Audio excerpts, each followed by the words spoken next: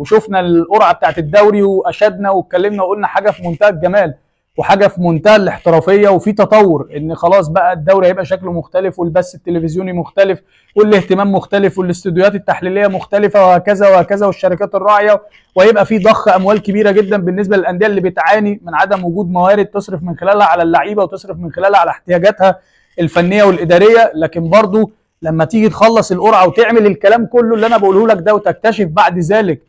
ان لحد هذه اللحظه الانديه مش عارفه هي هتلعب امتى ومواعيد الماتشات امتى، وهيلعب بالليل ولا هيلعب الصبح ولا هيلعب يوم 18 ولا يوم 20 ولا 21 وهكذا، والدوري بقى عليه 3 4 ايام، دي تبقى كارثه. ليه؟ لان انت النهارده مخلص دوري بقالك كام؟ بقالك شهرين، فشهرين دول كان كفايه بالنسبه للجنه المسابقات اللي بيترأسها الحاج عامر حسين ورابطه الانديه، ان انت تبقى عندك بلان وعندك خطه، عارف كويس قوي مواعيد الماتشات ومحدد مواعيد الماتشات، ثم بعد ذلك تعمل القرعه، وبناء على القرعه تاخد بعد كده الماتشات اللي طلعت من القرعه توزعها على المواعيد. لان النهارده المدربين بالنسبه لها بدايه الدوري دي بتبقى مهمه جدا.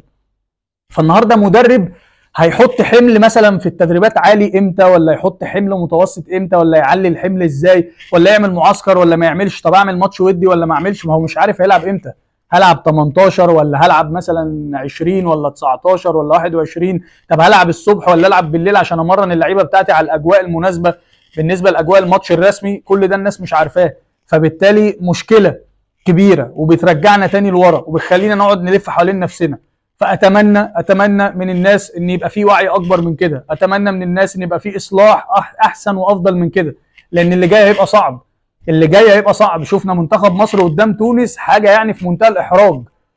فرقه بتيجي، خلي بالكم تونس اسوأ نسخه ليها على مستوى اللعيبه مرحله احلال وتجديد، ما عندهمش غير لعيب واحد يوسف المساكني، هو اقدم لعيب في الفرقه،